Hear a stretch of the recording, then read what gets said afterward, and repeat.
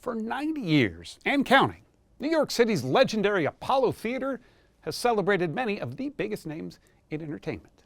Now, as Nancy Giles explains, this venerable venue is celebrating itself.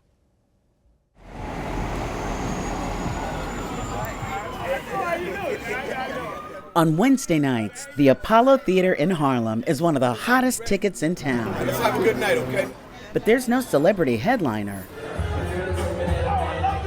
It's amateur night. And the audience is there to pick the next breakout star. I was born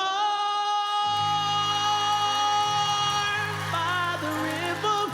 I know how tough the crowd can be.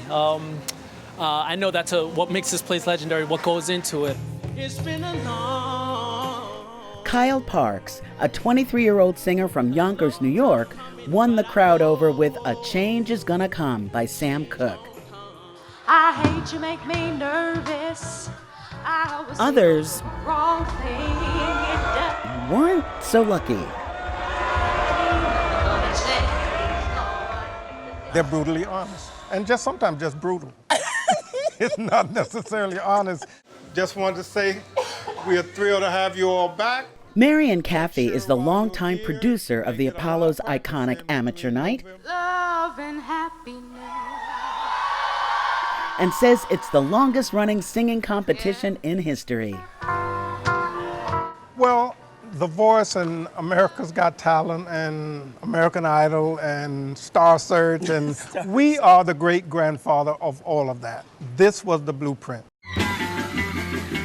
The theater's motto is, "Where stars are born and legends are made," and it's launched plenty of them. If you leave me, I'm crazy. From James Brown and Ella Fitzgerald to Stevie Wonder, Lauryn Hill, and Her. And if you're wondering why every performer rubs that tree stump, This stump used to be a full tree, and it stood outside the Lafayette Theater, and they would pull leaves from the tree for good luck. And now everyone comes here and rubs the tree of hope for good luck. Does it work? Well, I think it's good luck if you win, and it's not such good luck if you lose. If you see me walking down the street. but it worked for the award-winning singer Dionne Warwick, whose career skyrocketed since she and her gospel group won Amateur Night back in 1958. When you guys won, what did that mean to you? What did that prove to you?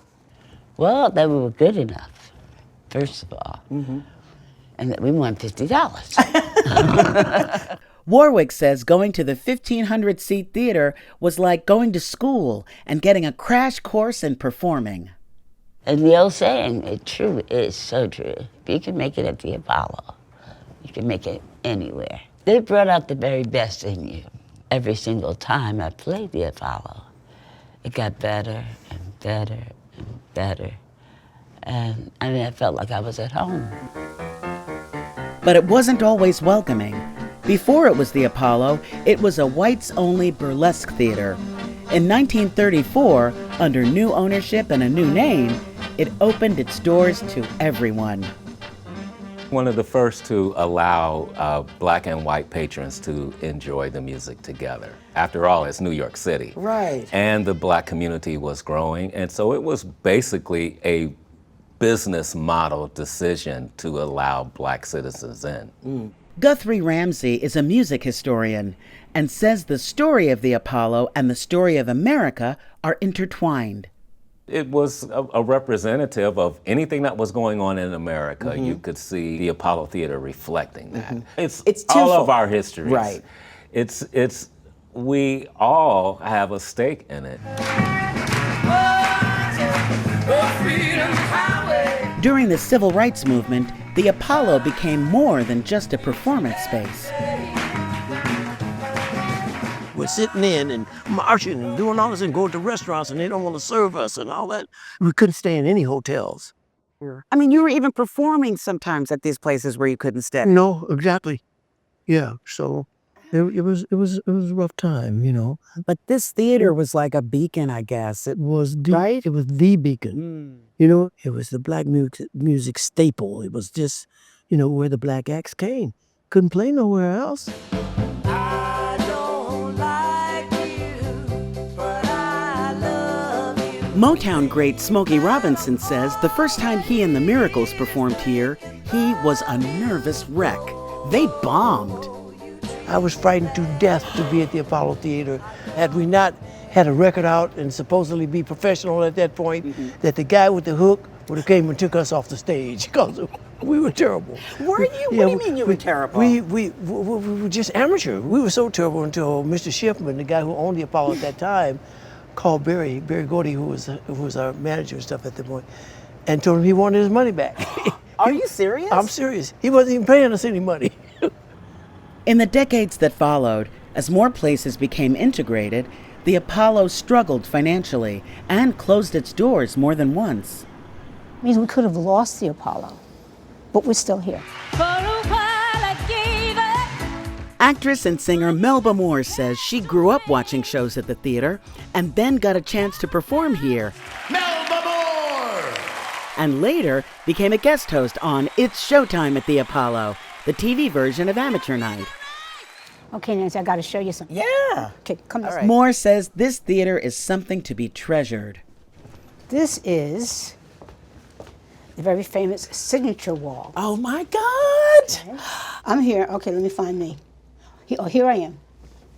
There, look at that! Oh, wow. Love, Melba Moore. Oh. Always love. And this? That's Prince. Get real! I'm in there with Prince. Look at that! Tonight, the Apollo Theater is awarded a prestigious Kennedy Center honor at a ceremony that we'll see later this month on CBS. This is the magic of art, the power of art. Michelle Ebanks, the president and CEO of the theater, says it's the first time an institution, and not a person, has received such recognition. The idea of the Apollo opened up this whole just universe so that everyone could see this is American culture too. This is also the year the theater begins its 90th season. And to Smokey Robinson, the Apollo is still a force to be reckoned with. You know, it's the beginning. It's the proving ground. It's the Apollo. Yeah.